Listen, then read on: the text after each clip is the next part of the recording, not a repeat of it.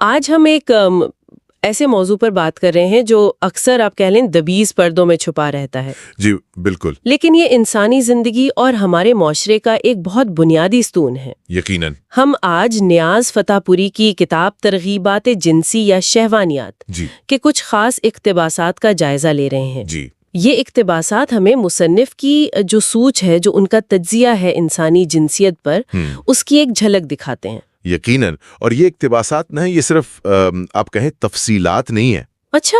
ایسا لگتا ہے کہ نیاز فتح پوری کا مقصد بہت گہرا ہے. وہ جنسی محرکات کو صرف بیان نہیں کر رہے ہیں بلکہ ان کا ایک سائنٹیفک اور فلسفیانہ ڈائسیکشن کرنے کی کوشش کر رہے ہیں. صحیح. وہ چاہتے ہیں کہ اس موضوع پر جو سماجی قدگنے ہیں، جو وہم پرستیاں ہیں، جو لا علمی کا ماحول ہے نا، جی جو بنا ہوا ہے، چیلنج کیا جائے. ان کا نقطہ نظر مطلب ان اقتباسات سے جو ظاہر ہوتا ہے وہ سمجھ بوجھ اور تجزیے کا ہے، روایتی مذمت کا نہیں.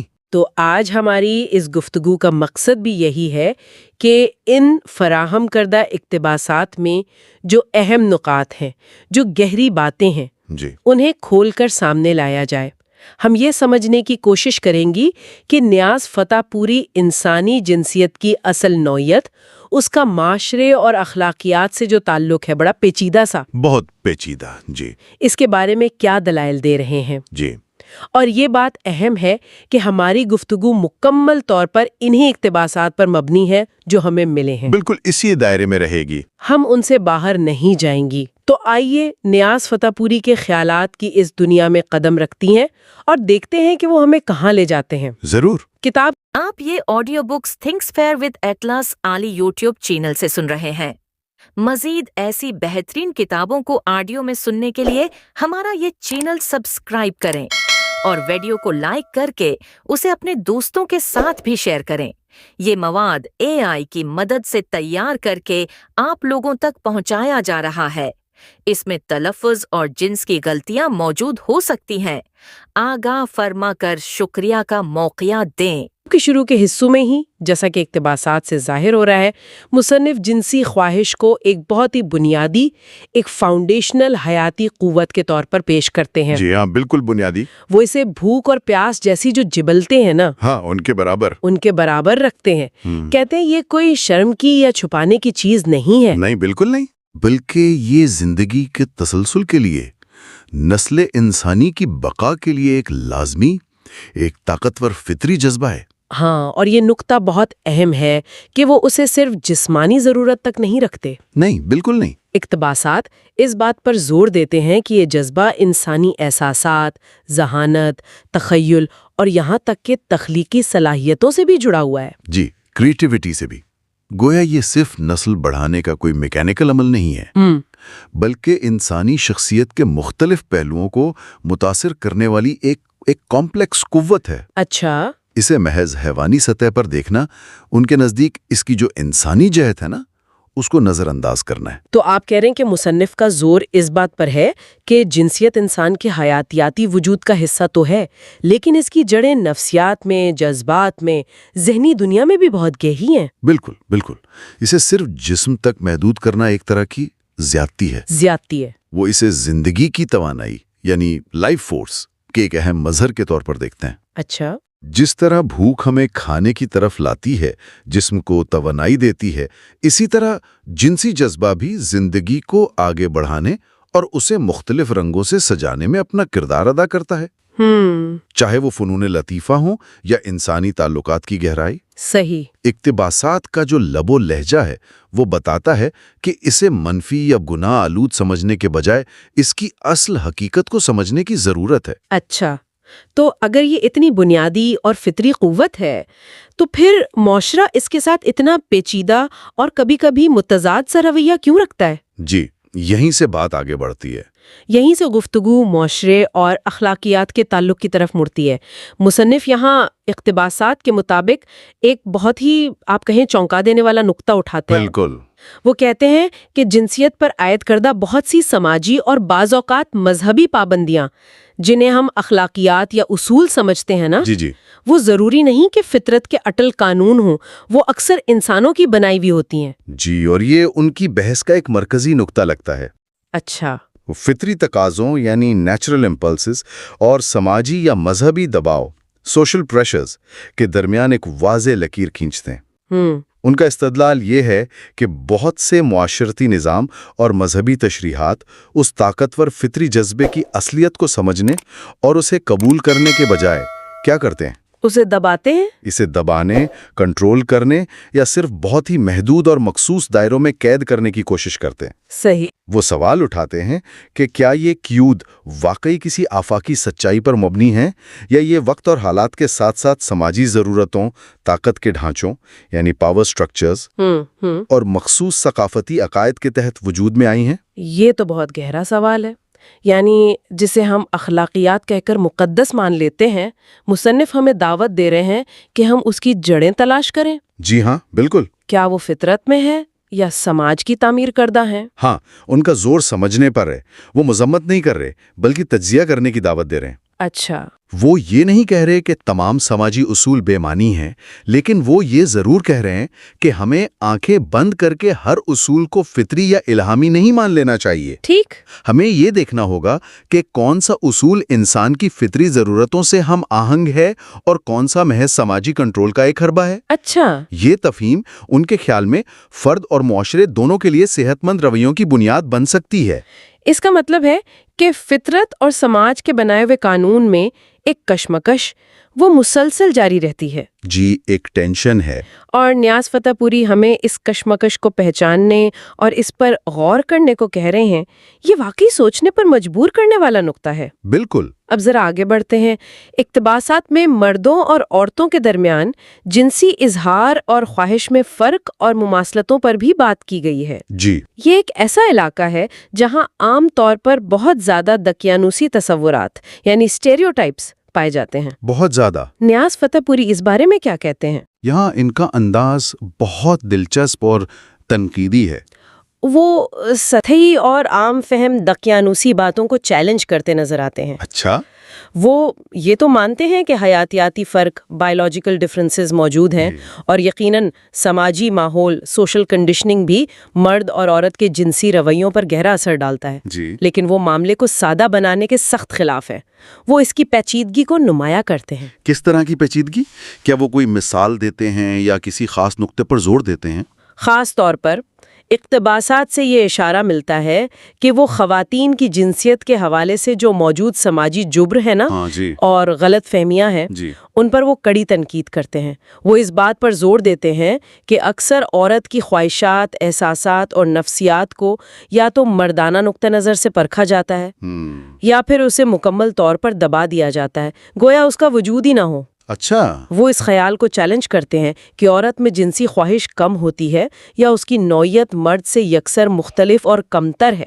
تو وہ یہ کہہ رہے ہیں کہ جو فرق ہمیں نظر آتے ہیں ان میں حیاتیات کا دخل تو ہے، لیکن سماجی اور ثقافتی عوامل کا کردار شاید اس سے کہیں زیادہ ہے جتنا ہم سمجھتے ہیں۔ بالکل، یا کم از کم بہت اہم ہے۔ اور خاص طور پر عورتوں کی جنسیت کو سمجھنے میں معاشرے نے بہت کوتاہی کی ہے۔ جی، ان کا اشارہ اسی طرف ہے۔ وہ صرف فرق گنوانے پر اکتفا نہیں کرتے بلکہ ان فرقوں کے پیچھے کارفرما عوامل، خاص طور پر سماجی تعصبات، سوشل بائسز اور علم کی کمی کا تجزیہ کرتے ہیں۔ وہ قاری کو دعوت دیتے ہیں کہ وہ روایتی سوچ سے بالاتر ہو کر دیکھے۔ صحیح۔ ان کا مقصد غالباً یہ دکھانا ہے کہ مرد اور عورت دونوں کی جنسی نفسیات کو زیادہ ہمدردی اور گہرائی سے سمجھنے کی ضرورت ہے، نہ کہ پہلے سے طے شدہ خانوں میں بانٹ دینے کی۔ یہ واقعی اہم ہے۔ اس کے بعد اقتباسات میں ایک اور پرت کھلتی ہے جب مغربی ماہرین نفسیات جیسے سگمنڈ فرائیڈ اور ہیولاک ایلس کا ذکر آتا ہے۔ جی ہاں۔ اس سے کیا پتہ چلتا ہے؟ اس سے یہ واضح ہوتا ہے کہ نیاز فتح پوری اپنے زمانے کے جو جدید ترین مغربی نفسیاتی نظریات تھے ان سے نہ صرف باخبر تھے بلکہ انہیں اپنی بحث کا حصہ بنانے میں بھی دلچسپی رکھتے تھے۔ یہ ان کے علمی وسعت نظر کی دلیل ہے۔ یعنی وہ صرف مشرقی روایات تک محدود نہیں رہنا چاہتے تھے۔ نہیں، بالکل نہیں۔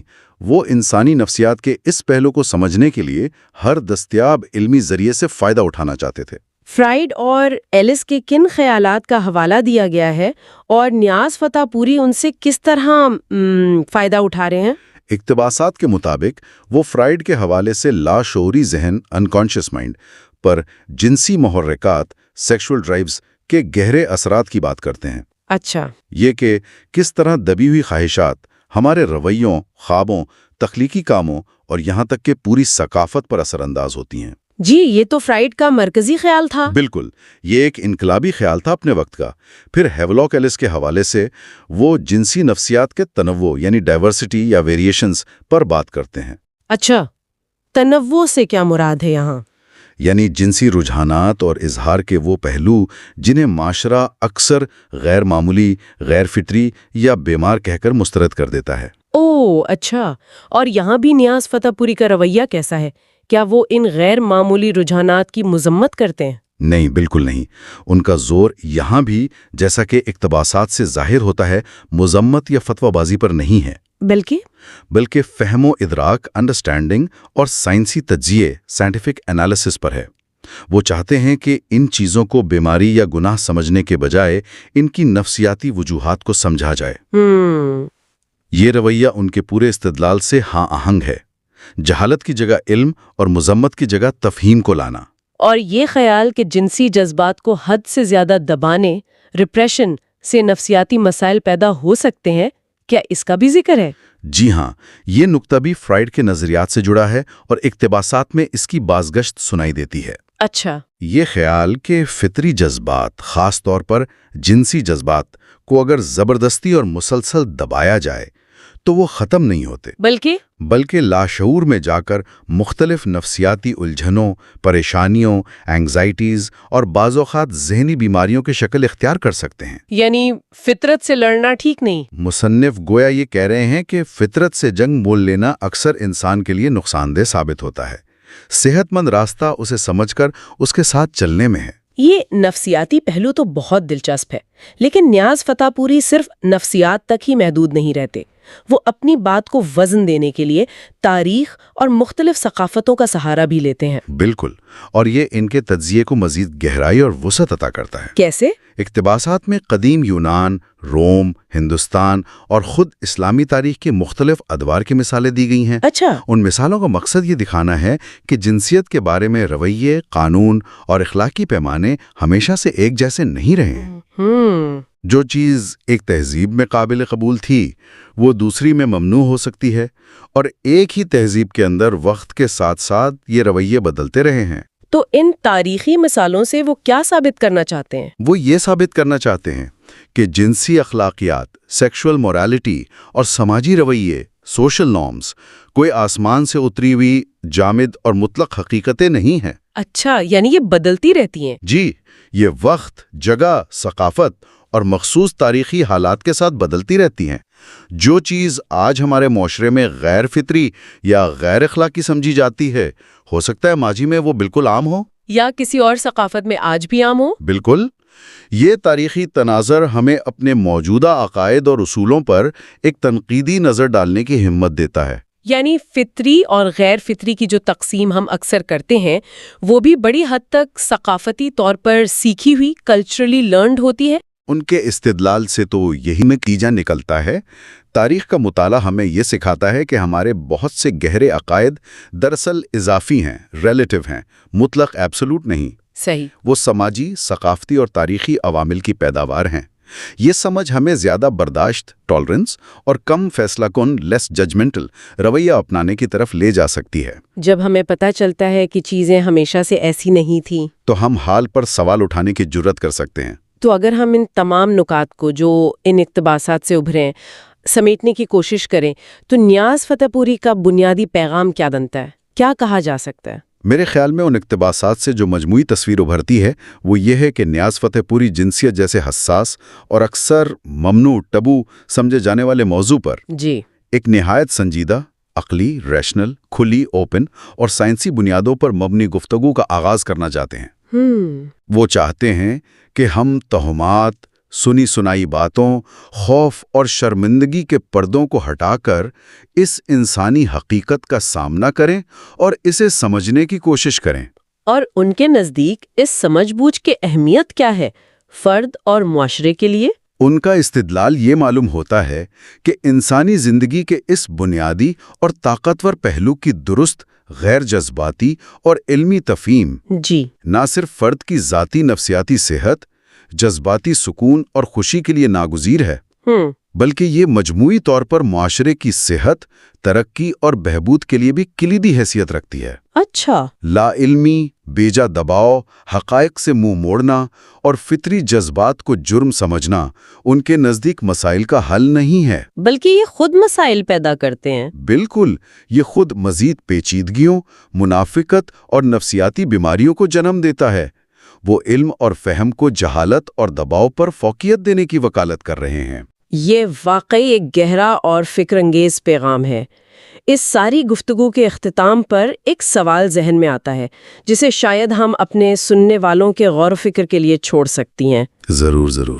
سوال یہ ہے کہ اگر ہم نیاز فتح پوری کی طرح فطری جذبات کی حقیقت اور معاشرتی و مذہبی پابندیوں کے درمیان جو فرق ہے جی، اسے سمجھنے کی کوشش کریں اور ان پابندیوں کے تاریخی اور ثقافتی پس منظر کو جانیں، تو آج کے اس دور میں اخلاقیات، ذاتی آزادی اور انسانوں کے باہمی تعلقات کے بارے میں ہمارے اپنے ذاتی نظریات اور رویے کس طرح تبدیل ہو سکتے ہیں؟ بہت اہم سوال ہے۔ کیا اس کھلی بحث اور گہری سمجھ سے ہمارے معاشرے میں موجود کچھ تناؤ کم ہو سکتے ہیں؟